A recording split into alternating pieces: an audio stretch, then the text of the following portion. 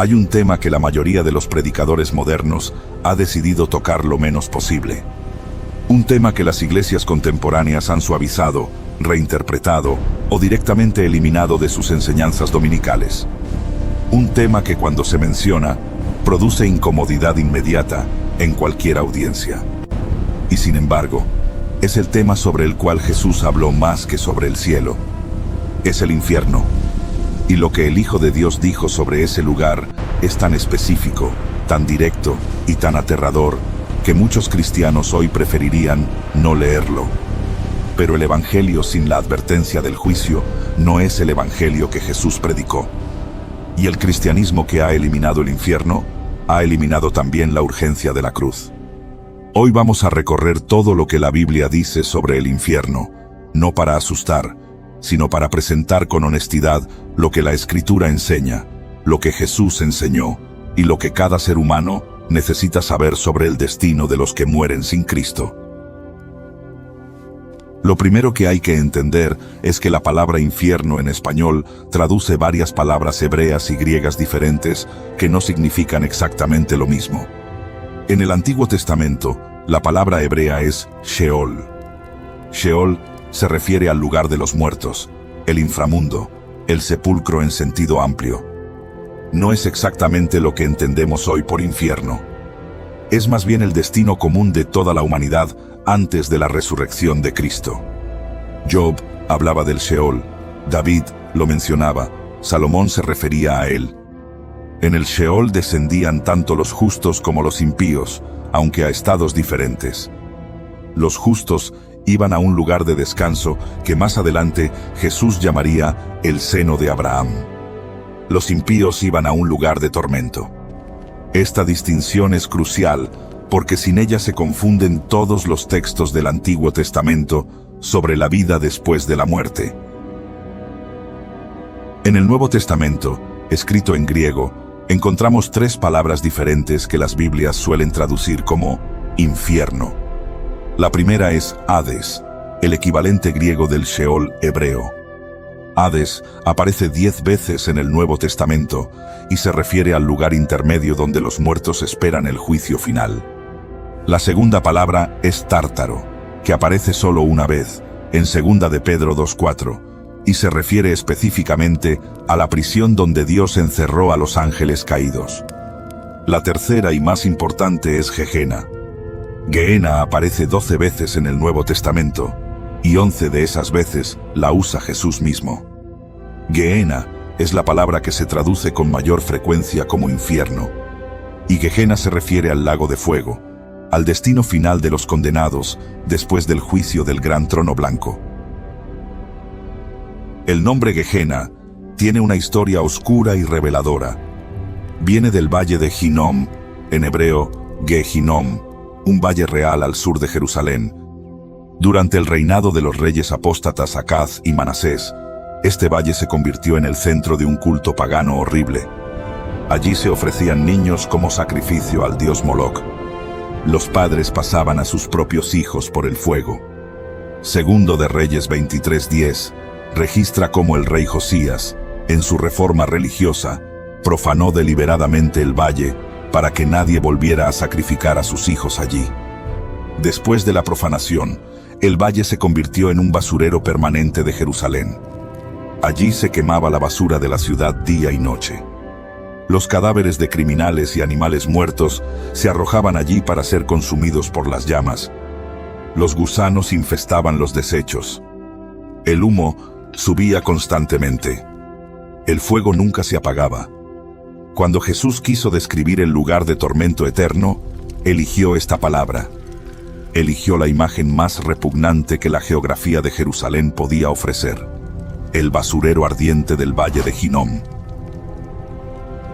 Vamos a ver lo que Jesús mismo dijo sobre el infierno, porque las palabras de Jesús son la fuente más importante sobre este tema. Jesús no mencionó el infierno como una metáfora distante o un símbolo poético.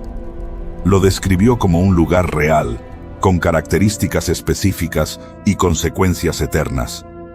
En Mateo 5:22, en medio del Sermón del Monte, Jesús dice: «Cualquiera que diga a su hermano necio, quedará expuesto al infierno de fuego. En Mateo 5:29, advierte: si tu ojo derecho te es ocasión de caer, sácalo y échalo de ti, pues mejor te es que se pierda uno de tus miembros, y no que todo tu cuerpo sea echado al infierno. Jesús está hablando con una urgencia que las predicaciones modernas suaves han perdido. Está diciendo que es mejor sufrir cualquier pérdida temporal antes que terminar en el lugar de tormento eterno. En Mateo 10:28, Jesús va aún más lejos. No temáis a los que matan el cuerpo, mas el alma no pueden matar. Temed más bien a aquel que puede destruir el alma y el cuerpo en el infierno. Aquí Jesús establece dos verdades cruciales. Primera, hay alguien con la autoridad de destruir alma y cuerpo en el infierno. Ese alguien es Dios mismo, no el diablo, como muchos creen erróneamente. Segunda, el infierno afecta tanto al cuerpo como al alma. No es un estado puramente espiritual o simbólico. Es un lugar donde el ser humano experimenta consecuencias físicas y espirituales reales. En Marcos 9, capítulo central para entender el infierno, Jesús repite 3 veces la misma frase con énfasis sobrenatural. Versículos 43 al 48. Si tu mano te fuere ocasión de caer, córtala. Mejor te es entrar en la vida manco, que teniendo 2 manos ir al infierno, al fuego que no puede ser apagado, donde el gusano de ellos no muere, y el fuego nunca se apaga. Y si tu pie te fuere ocasión de caer, córtalo. Mejor te es entrar a la vida cojo, que teniendo 2 pies ser echado en el infierno, al fuego que no puede ser apagado, donde el gusano de ellos no muere, y el fuego nunca se apaga. Y si tu ojo te fuere ocasión de caer, sácalo. Mejor te es entrar en el reino de Dios con un ojo, que teniendo 2 ojos ser echado al infierno, donde el gusano de ellos no muere, y el fuego nunca se apaga. 3 veces. Donde el gusano no muere, y el fuego nunca se apaga. Esta repetición no es retórica. Jesús está citando directamente a Isaías 66:24, el último versículo del libro de Isaías, donde el profeta describe el destino de los rebeldes contra Dios con esas exactas palabras. El gusano que no muere, el fuego que no se apaga, eternidad sin alivio. Algunos teólogos modernos han intentado argumentar que estas descripciones son metafóricas, que el infierno es solo una imagen del juicio, no un lugar literal con sufrimiento real. Pero hay un problema serio con esa interpretación. Si el infierno es solo una metáfora, entonces el cielo también lo es. Si el fuego del infierno es simbólico, entonces el río de vida del cielo también es simbólico. No se puede aplicar lecturas literales al cielo y lecturas metafóricas al infierno sin caer en una inconsistencia hermenéutica grave. Jesús habló con la misma seriedad sobre ambos lugares. Si uno es real, el otro también lo es. La parábola del rico y Lázaro, en Lucas 16:22 al 31, es la descripción más detallada del estado de los muertos, antes del juicio final que tenemos en toda la Biblia. Es importante notar que Jesús no presenta esto como una parábola en el sentido estricto. En las parábolas de Jesús, los personajes nunca tienen nombre. Aquí Lázaro tiene nombre. Esto sugiere que Jesús está relatando algo más cercano a una historia real que a una ilustración simbólica. El relato dice así: había un hombre rico que se vestía de púrpura y de lino fino y hacía cada día banquete con esplendidez. Había también un mendigo llamado Lázaro, que estaba echado a la puerta de aquel, lleno de llagas, y ansiaba saciarse de las migajas que caían de la mesa del rico. Y aún los perros venían y le lamían las llagas. Aconteció que murió el mendigo y fue llevado por los ángeles al seno de Abraham. Y murió también el rico y fue sepultado. Lucas 16:19 al 22. Aquí Jesús describe la muerte de 2 hombres y sus destinos opuestos. Lázaro, el mendigo justo, es llevado por los ángeles al seno de Abraham, el lugar de descanso de los justos antes de la resurrección. El rico, sin nombre, es simplemente sepultado. No hay ángeles que lo lleven. No hay descanso esperándolo. Y luego Jesús continúa con detalles que han sido objeto de estudio durante siglos. Versículos 23 al 24. Y en el Hades alzó sus ojos, estando en tormentos, y vio de lejos a Abraham y a Lázaro en su seno. Entonces él, dando voces, dijo: Padre Abraham, ten misericordia de mí, y envía a Lázaro, para que moje la punta de su dedo en agua, y refresque mi lengua, porque estoy atormentado en esta llama. Notemos varios detalles. Primero, el rico está consciente. No está dormido, no está aniquilado, no está en un estado neutral. Está plenamente consciente de su situación, de su identidad y de sus recuerdos. Segundo, el rico puede ver. Alza sus ojos y ve a Abraham y a Lázaro. Hay percepción en el lugar de tormento. Tercero, el rico siente. Está atormentado, dice: estoy atormentado en esta llama. El sufrimiento es real, palpable, físico. Cuarto, el rico recuerda. Recuerda a sus hermanos vivos, recuerda su vida pasada, recuerda lo que pudo haber hecho. La memoria sigue intacta. Y quinto, el rico puede comunicarse. Tiene una conversación completa con Abraham desde el lugar de tormento. La respuesta de Abraham es igualmente reveladora. Versículos 25 al 26. Pero Abraham le dijo: Hijo, acuérdate que recibiste tus bienes en tu vida, y Lázaro también males. Pero ahora, éste es consolado aquí, y tú atormentado.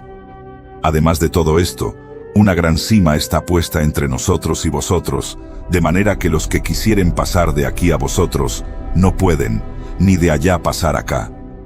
Una gran sima. Un abismo infranqueable. Esto significa que después de la muerte, no hay segunda oportunidad. No hay forma de cruzar de un lado al otro. El lugar donde mueres determina dónde pasas la eternidad. Esa es la enseñanza directa de Jesús. Y nadie puede suavizarla sin contradecir explícitamente al Hijo de Dios. El rico hace una segunda petición que también merece atención. Versículos 27 al 31. Entonces le dijo: Te ruego pues, Padre, que le envíes a la casa de mi padre, porque tengo 5 hermanos, para que les testifique, a fin de que no vengan ellos también a este lugar de tormento. Abraham le dijo: A Moisés y a los profetas tienen, óiganlos. Él entonces dijo: No, padre Abraham, pero si alguno fuere a ellos de entre los muertos, se arrepentirán. Mas Abraham le dijo: Si no oyen a Moisés y a los profetas, tampoco se persuadirán, aunque alguno se levantare de los muertos. Esta última frase es proféticamente devastadora. Jesús está anticipando su propia resurrección. Está diciendo que incluso después de que Él mismo se levante de los muertos, habrá personas que no creerán.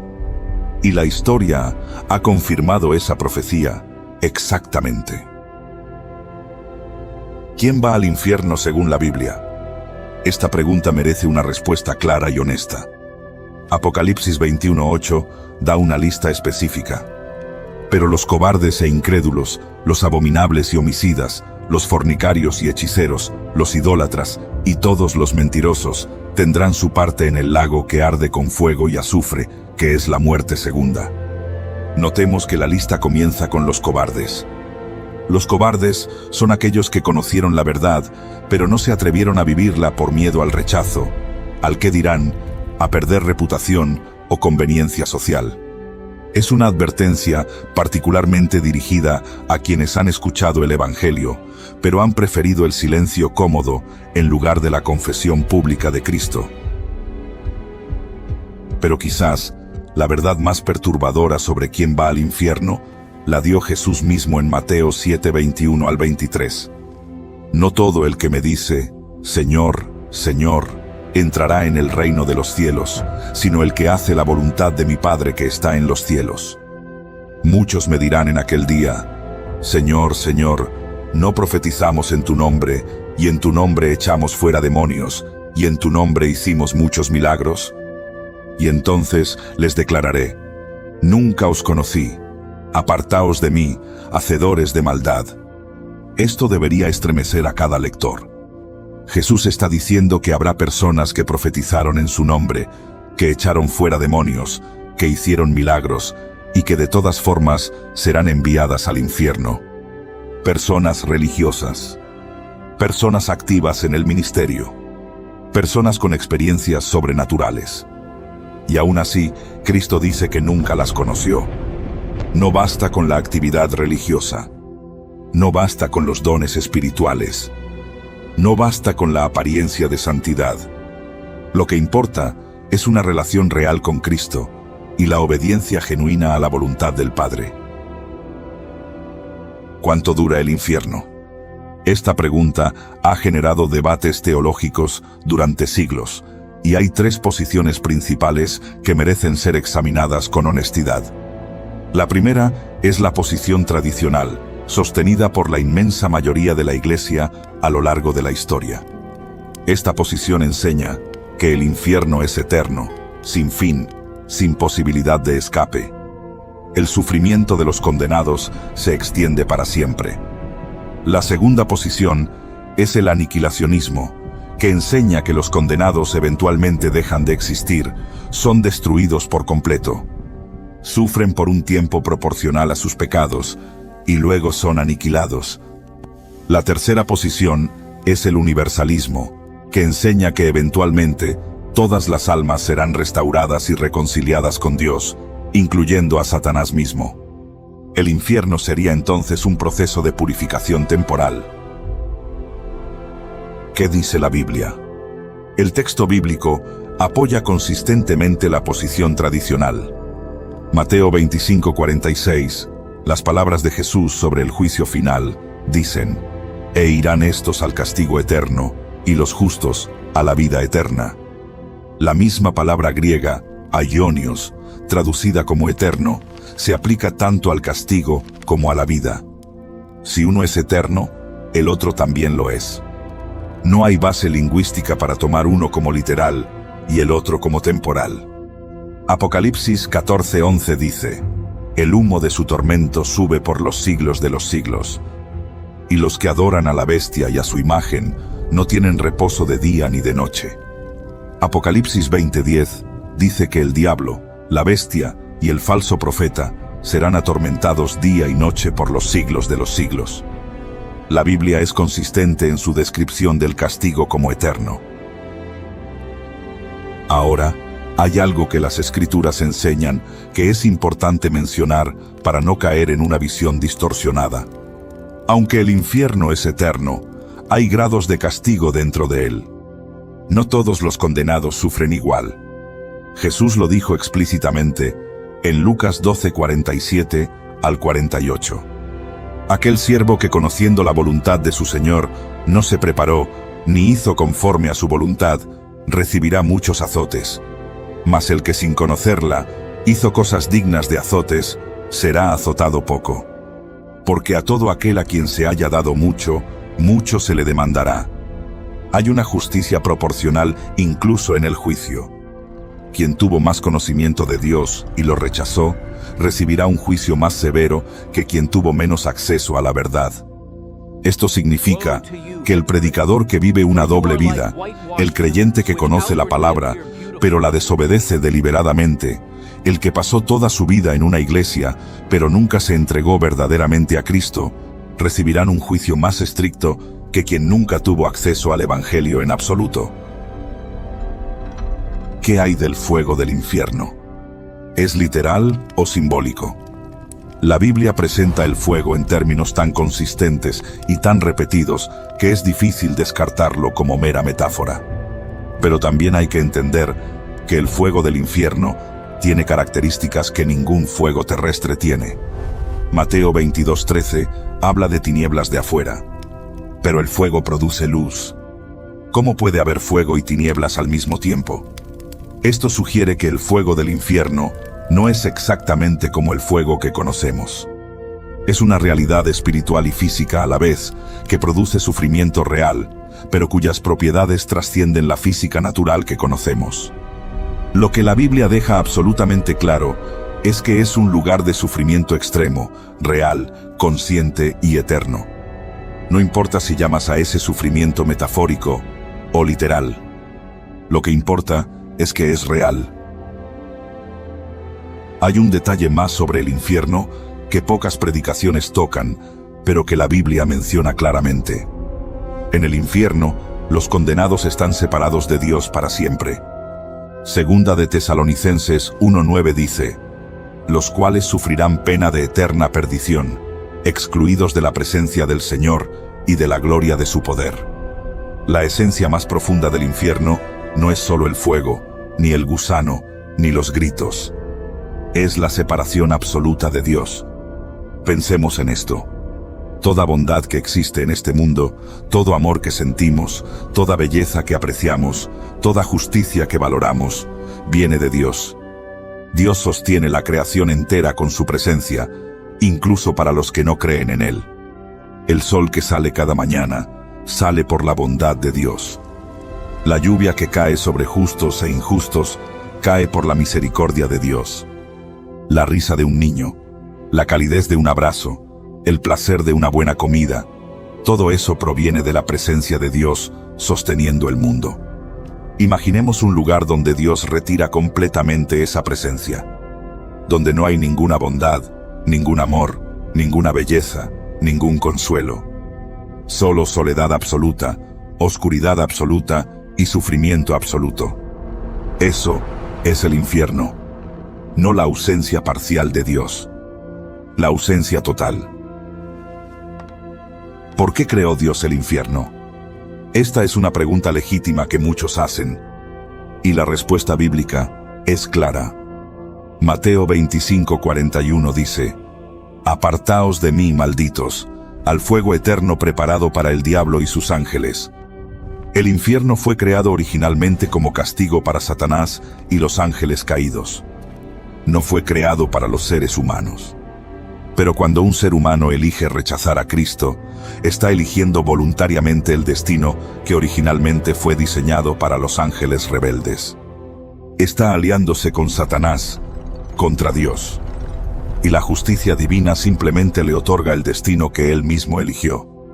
Esto es importante, porque desmiente la idea de que Dios envía arbitrariamente personas al infierno. Dios no quiere que nadie perezca. Segunda de Pedro 3:9 es explícita. El Señor no retarda su promesa, según algunos la tienen por tardanza, sino que es paciente para con nosotros, no queriendo que ninguno perezca, sino que todos procedan al arrepentimiento. Dios extendió la oferta de salvación a todo ser humano. Cristo murió por todos. Los que terminan en el infierno, terminan allí porque rechazaron la salvación que Dios les ofreció. Una pregunta delicada que merece respuesta es: ¿qué pasa con los que nunca escucharon el Evangelio? Romanos 1:18 al 22 da una respuesta importante. Pablo enseña que Dios se ha revelado a toda la humanidad a través de la creación. Las cosas invisibles de Él, su eterno poder y deidad, se hacen claramente visibles desde la creación del mundo, siendo entendidas por medio de las cosas hechas.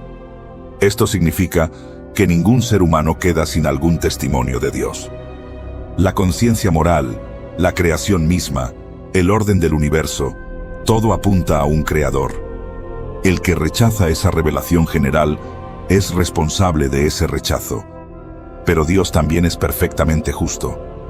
Romanos 2 enseña que Dios juzgará a cada persona según la luz que recibió. Quien tuvo más luz será juzgado por más. Quien tuvo menos luz, por menos. Pero todos serán juzgados con justicia perfecta. Y esa justicia es algo que solo Dios puede ejercer, porque solo Él conoce todos los corazones. Apocalipsis 20:11 al 15 describe el juicio final con detalles solemnes. Y vi un gran trono blanco, y al que estaba sentado en él, de delante del cual huyeron la tierra y el cielo, y ningún lugar se encontró para ellos. Y vi a los muertos, grandes y pequeños, de pie ante Dios. Y los libros fueron abiertos, y otro libro fue abierto, el cual es el libro de la vida. Y fueron juzgados los muertos por las cosas que estaban escritas en los libros, según sus obras. Y el mar entregó los muertos que había en él, y la muerte y el Hades entregaron los muertos que había en ellos, y fueron juzgados cada uno según sus obras. Y la muerte y el Hades fueron lanzados al lago de fuego. Esta es la muerte segunda. Y el que no se halló inscrito en el libro de la vida fue lanzado al lago de fuego. El criterio decisivo es estar inscrito en el libro de la vida. Y solo se inscribe en ese libro quien recibe a Jesucristo como Señor y Salvador. No se trata de pesar buenas obras contra malas obras. Se trata de tener el nombre escrito en el libro. Ahora bien, hay algo que hay que decir con la misma claridad con la que la Biblia habla del infierno. Dios no se complace en el sufrimiento de los condenados. Ezequiel 33:11 dice: Vivo yo, dice el Señor, que no quiero la muerte del impío, sino que se vuelva el impío de su camino y que viva. Volveos, volveos de vuestros malos caminos.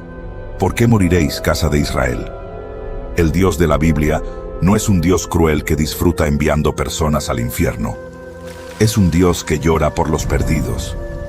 Jesús lloró sobre Jerusalén porque sabía que la ciudad había rechazado al Mesías. Cristo dijo: «¿Cuántas veces quise juntar a tus hijos, como la gallina junta sus polluelos debajo de las alas, y no quisiste?» El infierno no es la voluntad principal de Dios para nadie.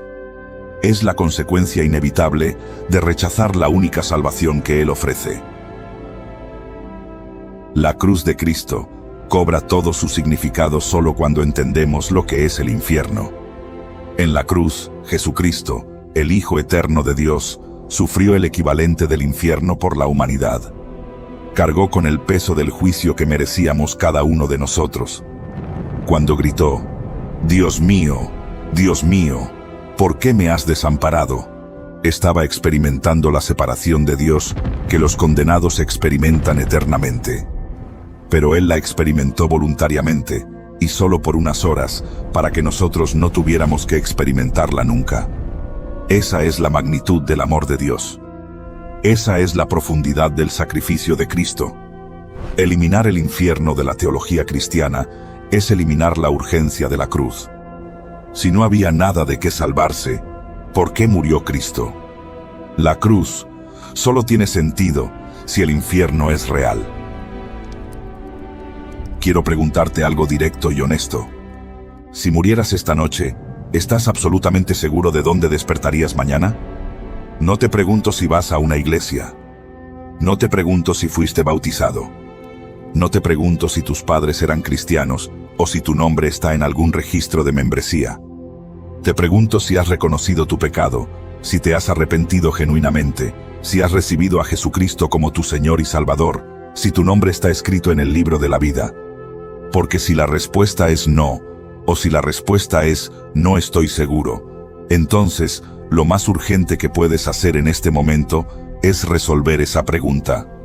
No mañana, no el próximo domingo. Hoy, porque nadie tiene el mañana garantizado. Y la diferencia entre el cielo y el infierno es la diferencia entre haber recibido a Cristo y haberlo rechazado.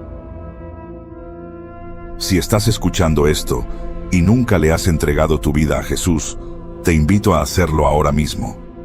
No necesitas estar en un templo. No necesitas un pastor a tu lado. Necesitas un corazón sincero, dispuesto a reconocer tu necesidad de un Salvador. ¿Puedes orar algo así? Señor Jesús, reconozco que soy pecador, que necesito tu salvación, que no puedo salvarme a mí mismo. Creo que moriste en la cruz por mis pecados y que resucitaste al tercer día. Te recibo hoy como mi Señor y Salvador. Te entrego mi vida. Escribe mi nombre en el libro de la vida. Si has hecho esa oración con sinceridad, has cruzado de muerte a vida. Has pasado del destino del rico al destino de Lázaro. Has sido inscrito en el libro de la vida del Cordero. y ningún poder en el universo puede borrar tu nombre de allí. Comparte este video con alguien que necesite escuchar esta verdad. Hay personas en tu vida que están al borde de la eternidad sin saberlo.